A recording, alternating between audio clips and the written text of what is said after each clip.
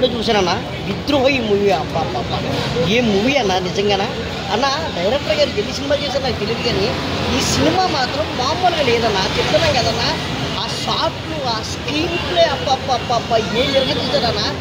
అబ్బా సుబ్రహ్మణ్యం గారు ఎక్కడ సార్ మీకు ఆన్సర్ సార్. నిజంగా ఈ లోకంలో జరుగుతున్నది, ఈ సమాజంలో జరుగుతున్నది ఈ చూపించారు సార్. నిజంగా ఈ సినిమాలో మాత్రం చాలా బాగా చూపించారు సార్.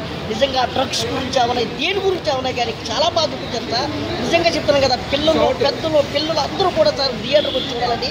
ఇంటర్వెల్ దాకా ఒక లెవెల్లో ఉంటే ఇంటర్వెల్ తర్వాత ఇంకో లెవెల్లో ఉంటుందండి. ఖచ్చితంగా 20 నిమిషాలు ఉంటుంది, లాస్ట్లో 20 నిమిషాలు. ఆ 20 నిమిషాల కోసం చూడాలా.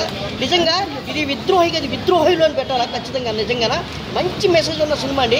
ఇలాంటి సినిమాలు ఏ సంక్రాంతికో, శివరాత్రికో, ఏ దీపావళికి వస్తాయండి. కానీ ఇప్పుడు మనం థియేటర్కి వచ్చింది అక్టోబర్ 24 రిలీజ్ అయింది. ఖచ్చితంగా అందరూ కూడా మీరు థియేటర్కి చూస్తే అర్థమవుతుందండి.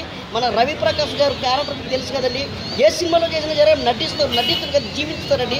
అలాగే మన కోటేశ్వరరావు గారి క్యారెక్టర్ కానీ, అలాగే మన తాగుబోతు రమేష్ గారు అప్ప ఆయన ఉన్నంతసేపు ఆ కామెడీ ఏంటి అది, ఆ తాగుబోతులను కూడా ఆ ఇమోషనల్గా చూపించారు. నిజంగా చాలా బాగా చూపించారు ఈ క్యారెక్టర్లో.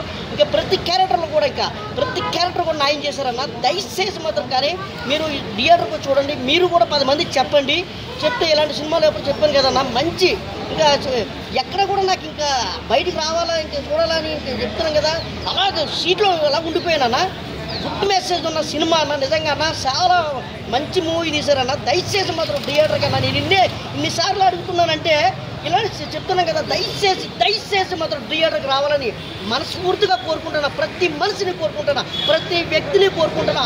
అమ్మ, చెల్లెళ్ళు, అక్కలు అందరూ తల్లి, మీరు దయచేసి మాత్రం ఆడపిల్లలు ఖచ్చితంగా చూడాలమ్మా. ఆడపిల్లలు దయచేసి అండి, మీరు ఒంటరిగా వెళ్ళిపోవడం చేయకండి.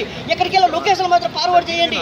ఫార్వర్డ్ చేస్తేనే మీకు తెలుస్తుంది ఏం జరుగుతుంది ఏంటి. ప్రతి ఒక్కరిని గుడ్డుగా నమ్మొద్దు అని చూపించారన్న. మంచి మెసేజ్ వచ్చామా.